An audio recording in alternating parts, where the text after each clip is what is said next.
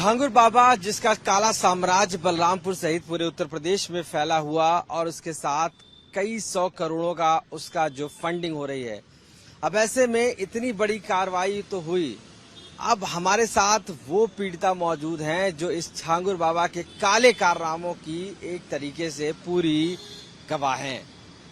क्या वो सोचती है? हमारे साथ इस समय आज तक पर एक्सक्लूसिव वो मौजूद हैं, उनसे हम बात करेंगे और किस तरीके से पूरी कार्रवाई को देखती हैं।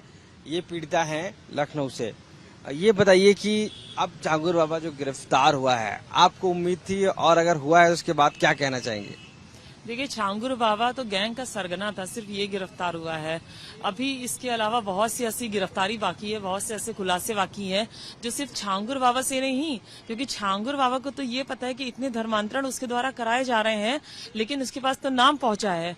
लेकिन अभी जो गैंग के सक्रिय सदस्य हैं, अभी उनकी गिरफ्तारी होनी बाकी है, उनसे कई खुलासे होंगे। कौन कौन ऐसे हैं जो छांगुर बाबा के सक्रिय सदस्य हैं? चूंकि अभी तो नूतन नसरीन, नवीन वोरा, महबूब, छांगुर बाबा, यही सब नाम है। देखिए, अगर एफआईआर के हिसाब से बात करें तो 9 नामजद हैं, जिसमें से 4 की ही गिरफ्तारी हुई, 5 तो वो भी फरार हैं। और मेरे पास जो आदमी आया था, अमित बन के आया था। अमित, इसका असली नाम अबू आमिर अंसारी है। इसके जो पिता है अबू हुरैरा अंसारी, ये पिछले 40 वर्षों से धर्मांतरण का कार्य करते हैं। नीतू की जो दोस्त है उम्मे हबीबा, इसकी गिरफ्तारी अभी तक नहीं हुई है। ये अबू हुरैरा की लड़की है। मतलब अभी जो सक्रिय सदस्य हैं, यहाँ तक कि अबू आमिर अंसारी की शादी अभी फिर से उसने एक हिंदू लड़की को फंसाया, उसको प्रलोभन देके उससे शादी कर लिया, निकाह कर लिया। आपके साथ जो धर्मांतरण हुआ वो कैसे हुआ? आप कैसे इस ट्रैप में फंस गई? कैसे छांगुर बाबा के ट्रैप में आ गई? दरअसल इनका 2 तरह का एक जो गैंग चलता है, एक तो प्रेम जाल में फंसाना, दूसरा इनका जो चलता है वो आर्थिक मदद करके लोगों की इस तरह से चलाया जाता है।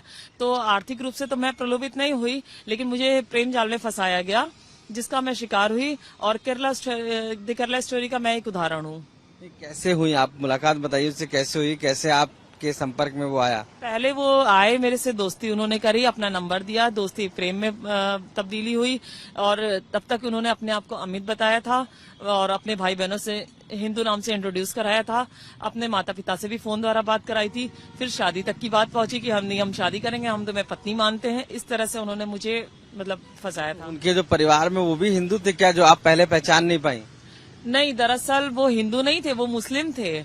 और उन्होंने इंट्रोडक्शन अपना हिंदू का कराया था, मतलब उन्होंने अपनी आइडेंटिटी को छिपाया था। ये बात आपको कब पता चली और फिर आपने क्या एक्शन लिया उसके लिए? ये बात मुझे वर्ष 2016-17 के तकरीबन पता चली। फिर मैंने एफआईआर की बात करी, जिस पर अबू आमिर के जो पिता हैं अबू हुरैरा अंसारी और सईदा खातून, जो धर्मांतरण का कार्य 40 सालों से कर रहे हैं, इन्होंने मुझसे कहा कि अगर तुम एफआईआर करोगी तो तुम्हारा समाज से बहिष्कार हो जाएगा, तुम्हारा ही समाज तुम्हें अपनाएगा नहीं और तुम बहुत प्रताड़ित हो जाओगी अपने ही समाज से, क्योंकि हिंदू लोग कुछ करते नहीं है, अलग अलग तरह तरह से प्रताड़ित करेंगे और कुछ नहीं तुम्हारा होगा। तो अपने फेथ में लिया कि तुम्हारी आस्था के अनुसार हम तुम्हारी शादी करा देंगे।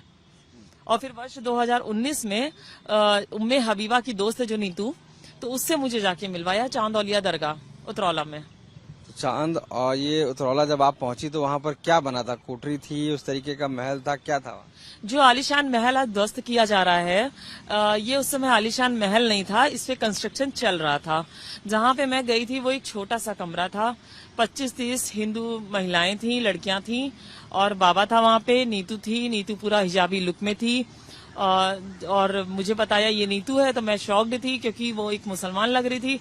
तब बताया कि नहीं, ये नसरीन बन चुकी है और ये बहुत खुशहाल जिंदगी जी रही है, तुमको भी इसमें आ जाना चाहिए। उम्मे हबीबा ने कहा कि ये मेरी दोस्त है और बहुत अच्छा इसने काम किया है और मतलब हिंदू धर्म में कुछ नहीं रखा है, पत्थरों के आगे माथा टेकने से कुछ नहीं होता है। नहीं, जब आप वहाँ गई थी तो वहाँ किस लिए गई थी? क्या वजह थी वहाँ छांगुर बाबा के पास जाने की? दरअसल ये लोग मुझे धोखे से लेकर गए थे। इन्होंने कहा चलो तुम्हें किसी से मिलवाते हैं, ये कह के मुझे मिलवाने के लिए लेकर गए थे। तब वहाँ पे ये मुझे पता चला कि ये तो बाबा धर्मांतरण का कार्य कर रहा है, ये तो लोगों को प्रलोभित करना या मतलब उनका माइंड डाइवर्ट करना, ब्रेन वॉश करना, क्योंकि वहां बहुत अजीब सा गंदा सा माहौल था, लुबान जल रहा था, बहुत अजीब सा, जैसे लग रहा किसी को वशीकरण टाइप का नहीं होता है, उस तरह का माहौल दिखा था मुझे। छांगुर बाबा से आपकी बातचीत हुई तो क्या बातचीत हुई वहां पे जब आप पहुंचे? छांगुर बाबा से मेरी ज्यादा बातचीत नहीं हुई, ज्यादा बातचीत मेरी नीतू नसरीन से हुई थी। नीतू ने कहा था देखो इसमें कुछ नहीं रखा है, मैं बाबा के संपर्क में जब से आई हूँ तब से मैं खुशहाल जिंदगी जी रही हूँ। यहाँ हम लोग आर्थिक रूप से पैसों से बहुत मदद करते हैं लोगों की, यहाँ सब एक दूसरे की मदद करते हैं। हिंदुओं में कुछ ऐसा नहीं होता, हिंदुओं में सिर्फ इंसान दर दर भटकता रहता है, कोई किसी की मदद नहीं करता है।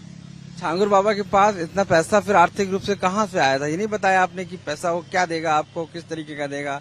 जी, पैसा ये गल्फ कंट्रियों से आया, अरब देशों से पैसा आया, जो कि मुझे उम्मे हबीबा द्वारा उनके, जब मैं परिवार में रही तो मुझे वहां से जानकारी मिली कि गल्फ कंट्रियों से बड़े पैमाने पे पैसा आता है ये।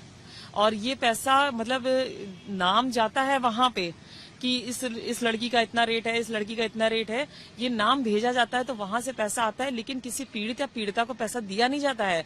पैसा इनके पास आता है, इनके खाते में आता है और हवाला के जरिए से पैसा आता है और उसके द्वारा फिर ये डिस्ट्रीब्यूट किया जाता है मुस्लिम लड़कों को, उन लोगों को जो इस तरह के काम को करते हैं। यानी आपका कहना है कि जो रेट है वो पैसा पीड़िताओं को नहीं दिया गया, वो पैसा उन जो ब्रेन वॉश करते हैं उन लोगों को दिया गया? जी बिल्कुल, उन लोगों को पैसा जाता है। ये रेट फिर किस बात का था? ये रेट गल्फ कंट्रियों से मंगाने का रेट था, वहां से मंगाते हैं, रेट लिस्ट वहां से जारी हुई है और वो नाम भेजते हैं यहाँ से। सपोज दैट एक 4-5 लोगों के नाम भेज दिए कि इतने धर्मांतरण हमने कराए हैं, इतने लोगों का हमने अपने मुस्लिम धर्म में हमने कबूल करवाया है, वो लिस्ट भेजते हैं। ये आपको कोई पैसा दिया इन्होंने किसी तरीके का जब धर्मांतरण हुआ आपका, आपके साथ जब ये सब चीजें हुई? नहीं, दरअसल मुझे प्रेम जाल में फंसाया था, पैसों का मेरे साथ में कोई मतलब नहीं था कि उनको लगा कि मैं पैसों से प्रलोभित नहीं होंगी, तो उन्होंने मुझे प्रेम जाल में फंसाया था और मुझे कोई पैसा किसी से नहीं मिला है। तो ये बताइए छांगुर बाबा के अलावा और कौन कौन उसके मेंबर हैं जो आपको लगता है कि वो अभी बाहर हैं और जो लगता है अभी भी वो धर्मांतरण का काम कर रहे हैं, पुलिस उन तक नहीं पहुंच पा रही है? देखिए, मैं बार बार यही बात कह रही हूँ कि सिर्फ एक कोठी गिराने से कुछ नहीं होता है, सिर्फ गैंग का सरगना को पकड़ने से कुछ नहीं होता है। जो सक्रिय सदस्य हैं वो आज भी काम कर रहे हैं, जिसमें अमित उर्फ अबू आमिर अंसारी है, जिसने अभी 6 महीने पहले एक हिंदू लड़की से फिर शादी करी है। कहाँ का रहने वाला है, क्या करता है? ये जिला नौतनवा महाराजगंज का रहने वाला है। ये लोग 2014-15 में जब वहां पे एक्सपोज हो गए तो वहां से भागे, अलीगढ़ शिफ्ट हुए, फिर अलीगढ़ से ये लोग बरेली भाग गए हैं इस समय। और इसका जो भाई है डॉक्टर अबू सईद अंसारी है, जो एक ENT सर्जन भी है, तो वो बरेली में मुसलमान लड़कों का खतना करा रहा है। कई इसमें डॉक्टर, मुस्लिम डॉक्टर सहयोगी हैं उसके, जो अपने अस्पताल में उसको बुलाते हैं। मुसलमान लड़कों का खतना कराना तो अलग बात है, हिंदुओं का भी कराते हैं? नहीं, मुसलमान लड़कों का खतना नहीं, मुसलमान बनने के लिए हिंदू लड़कों का खतना कराना। तो क्या आपने कभी इससे पहले कोई शिकायत दर्ज नहीं कराई, चाहे वो छांगुर बाबा हो या अमित उर्फ ये डॉक्टर आपका जो? नहीं, मैंने शिकायतें वर्ष 2021 से लगातार मैंने थाने में प्रार्थना पत्र दिए, लेकिन चूंकि हमारा समाज, हमारा देश ऐसा है और प्रशासन के लोग इतने प्रलोभित हैं, छांगुर बाबा या अमित उर्फ अबू आमिर से या अबू हुरैरा से इतने प्रलोभित हो जाते हैं कि हम पीड़िताओं की आवाज को दबा दिया जाता है, सुना ही नहीं जाता है, ना FIR दर्ज होती है। यहाँ तक कि अगर आप अभी थाने में फोन करके पूछेंगे, मैंने वहां भी 15 दिन पहले फिर प्रार्थना पत्र दिया है, अभी तक कोई कार्रवाई नहीं हुई। दरोगा मेरा फोन नहीं उठाता है, इंस्पेक्टर मेरा फोन नहीं उठा रहे। छांगुर बाबा से जब आपकी मुलाकात वहाँ हुई थी, उसके बाद वहाँ से जब आप चली आई हैं, तो उसके बाद कोई बात हुई या नीतू नसरीन ने उसके बाद कुछ कहा आपसे? दरअसल उसके बाद हमारी 1-2 बार की मुलाकात लखनऊ में ही हुई है, उम्मे रकीबा के द्वारा ही मेरी मुलाकात हुई है। तो उन्होंने समझाने की मुझे कोशिश करी थी, लेकिन मैं उनकी बातों को समझने को तैयार नहीं हुई कि मैं इस तरह से नहीं कर सकती। फिर उसके बाद में जब मैंने फिर से FIR की बात करी है, तब फिर उनकी माता द्वारा, सईदा खातून द्वारा, उनके पिता द्वारा यही सारी कहानी मुझे, मेरे ऊपर प्रेशर डाला गया, दबाव डाला गया कि नहीं, इस तरह से नहीं होता है, हम तुम्हें तुम्हारी आस्था के अनुसार रखेंगे, तुम्हारे ऊपर कोई जोर जबरदस्ती दबाव नहीं होगा, स्पेशल मैरिज एक्ट के तो तुम्हारी शादी कराएंगे और तुम्हें कोई परेशान नहीं करेगा, कोई FIR मत करो, FIR करोगी तो बदनामी होगी। फिर वही सब इन लोगों का था। तो इस चक्कर में ये कहा कि शाहरुख खान, गौरी खान का एग्जाम्पल दिया गया कि दोनों खुशहाल रहते हैं, दोनों अपना अपना धर्म फॉलो कर रहे हैं। क्या उसके बाद आपको प्रताड़ित किया गया, धमकी दी गई जब आपने खिलाफ उनके कार्रवाई की बात कही? और छांगुर बाबा किस लेवल का वो मास्टरमाइंड है जो आपको पता लगा बाद में? देखिए, छांगुर बाबा से जैसा कि मैंने बताया कि मेरी मुलाकात चांदौलिया दरगाह में एक बार की है, 2-3 बार की यहाँ लखनऊ की मेरी मुलाकात है। तो और जो छांगुर बाबा, चूंकि जो इससे गैंग से जुड़े लोग हैं, अबू आमिर अंसारी, इनके संपर्क में जब मैं रही तो इनके द्वारा ही मेरा शोषण, इनकी फैमिली के द्वारा इनका मेरा शोषण किया जा रहा है, लगातार शोषण बन रहा है और लगातार मुझे ये दबाव बनाया जा रहा है कि मैं इस केस से हट जाऊं, मैं कोई बयान ना करूं, मैं मीडिया के सामने ना आऊं, मेरे ऊपर दबाव बनाया जा रहा है। अब जब छांगुर बाबा गिरफ्तार हो गया है तो क्या कोई और भी बाहर है, और बाहर है तो उसके नाम बताइए कौन कौन है ऑन कैमरा?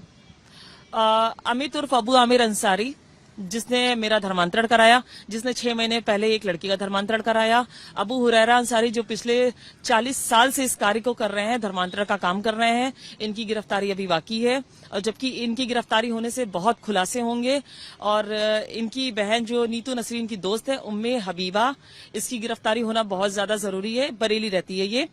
और इसमें जो डॉक्टर अबू सईद अंसारी है, जो खतना कराता है, मतलब हिंदू लड़कों को मुसलमान बनाने के लिए जरूरी होता है वो करता है, ये उसका काम है। असल में इन लोगों के यहाँ सबके काम अलग अलग डिवाइड कर रखे गए हैं। सारे जो लोग जुड़े हैं, गैंग के सक्रिय सदस्य हैं, उनका अलग काम होता है। जैसे डॉक्टर है तो ये खतना कराने का काम कर रहा है। इनकी माँ सईदा खातून हिंदू लड़कियों की शिक्षा दीक्षा का काम करती हैं, उनको इस्लाम पढ़ाना, कुरान पढ़ाना, ये शिक्षा का काम करती हैं। उसके अलावा जो इनका एक भाई है मुफ्ती अबू सुफियान अंसारी, जो आजमगढ़ सरायमीर मदरसे से जुड़ा हुआ है, और ये लड़कों की शिक्षा दीक्षा का काम करता है, उनको डाइवर्ट करता है, उनको कुरान पढ़ना सिखाता है। ये अभी तक ये सब बाहर हैं? सारे के सारे लोग बाहर हैं। यहाँ तक कि आपको बता दूं मैं कि अबू आमिर अंसारी का जो भाई है, डॉक्टर अबू सईद अंसारी, वर्ष 2015-16 में तकरीबन इसने एक हिंदू दलित अशिक्षित लड़की को अपने प्रेम जाल में फंसा के उससे निकाह किया। निकाह करने के बाद उसको छोड़ दिया, ये कहते हुए कि हमारे यहाँ तो एक हज का सवाब होता है किसी हिंदू काफिर से निकाह करना, और उसके बाद तुम हमारे लायक नहीं हो, तो उसको छोड़ दिया। और उसके अलावा अबू हुरैरा अंसारी के जो भाई हैं, उनसे मेरी बात हुई थी वर्ष 2022 में। तो उनके द्वारा मुझे जानकारी हुई कि उनकी जो पत्नी थी, वो भी एक हिंदू महिला थी। अबू हुरैरा अंसारी ने उसकी शादी कराई थी उसके साथ में, उसके बाद में उसको जान से मार दिया। पुलिस जो है वो क्या कार्रवाई नहीं कर रही है आपके मामले पर, या जब पुलिस का जो रोल रहा है इस पूरे छांगुर मामले पर कितना स्लो रहा है, यानी कितना लूज रहा है? देखिए, पुलिस कार्रवाई, मैंने कहा ना, पुलिस प्रशासन तो पूरा प्रलोभित ही रहा है उनसे। और अभी जैसे अगर आप बात करें तो नवंबर में एफआईआर दर्ज हुई है, नवंबर से लेकर अप्रैल में वर्ष 2024 में एफआईआर दर्ज होती है, वर्ष 2025 में उसकी गिरफ्तारी की जाती है, वो भी अप्रैल में सिर्फ 2 लोगों की। और अभी भी फिर उसके बाद में जब इतना विश्व हिंदू रक्षा परिषद ने जब आवाज बुलंद करी थी, तब उसमें 2 लोगों को और पकड़ा, जो छांगुर बाबा को और नीतू को पकड़ा। बाकी किसी की गिरफ्तारी तो कर ही नहीं रही है। पुलिस तो एक दिखावा, प्रशासन तो एक दिखावा कर रही है। ये बताइए, अगर किसी की इमारत को, अगर वो अवैध थी, उसको आपने ध्वस्त कर दिया, क्या मुझे घर मिला रहने के लिए? क्या मुझे न्याय मिला? अभी जो जिनसे मैं पीड़ित करवाई गई हूँ वो तो आजाद घूम रहे हैं, कोई एक्शन उनके खिलाफ तो लिया नहीं गया, ना उनको गिरफ्तारी की गई, ना हमें शेल्टर दिया जा रहा है। हम जिलाधिकारी महोदय के पास जा चुके हैं कि मुझे आवास की बहुत आवश्यकता है। मैंने उनको अपना प्रकरण पूरा बताया, उन्होंने कहा मेरे पास आवास नहीं है। शासन के द्वारा आवास आवंटित किए जाते हैं उनको, जो जिनको जरूरतमंद है। मेरे से ज्यादा जरूरतमंद अभी क्या है बताइए जरा, मैं रोड पे हूँ। तो क्या आपको धमकी का भी डर है, या आपको लगता है कि छांगुर बाबा का इन गैंग है जो है आपको? मुझे धमकियां तो बराबर मिल रही हैं, लेकिन मुझे प्रशासन की मिली भगत से मरवाया जा सकता है, क्योंकि मैं ही इसमें आगे बढ़ के सारे खुलासे कर रही हूं। और ये सबसे बड़ा खुलासा ये है कि एटीएस की एफआईआर दर्ज होने के बाद 2 धर्मांतरण और हुए हैं। वो एटीएस की जानकारी में नहीं है, लेकिन मेरी जानकारी में है। कहाँ पर हुए हैं वो, किसके हुए हैं? मैं इसके लिए आपसे माफी चाहती हूँ, क्योंकि प्रशासन हो सकता है उनको भी जाके मैनेज करे, उनसे भी प्रलोभित हो जाए। तो अभी जितनी गिरफ्तारियां बाकी हैं, ये ज्यादा जरूरी है, पहले इनकी गिरफ्तारी करें। जब इनकी गिरफ्तारी हो जाएगी तो वो नाम भी सामने आ जाएंगे।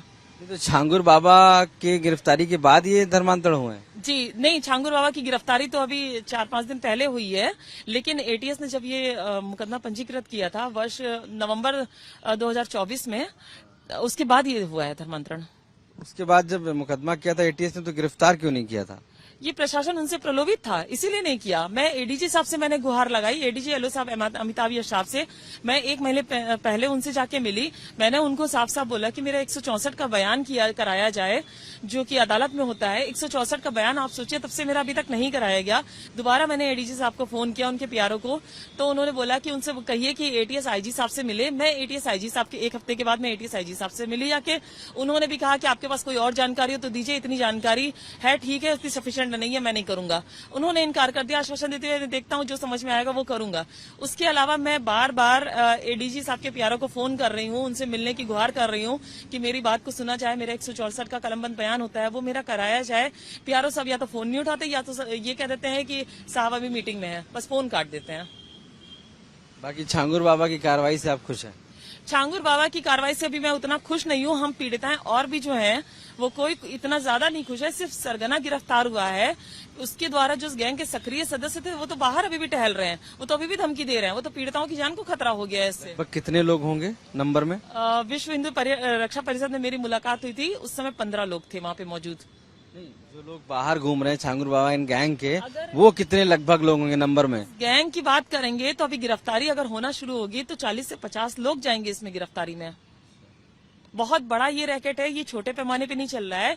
इसका आजमगढ़, अलीगढ़, बरेली, नोएडा, बम्बई, पुणे और पीलीभीत, रामपुर, मतलब कई जगह नेटवर्क फैला हुआ है, सिर्फ एक जगह का नहीं है ये। और इसमें कई छोटे बड़े एनजीओ, मदरसे ये शामिल हैं, और इसमें कुछ जो कहते हैं संभ्रांत लोग हैं उनके भी हाथ हैं इसमें।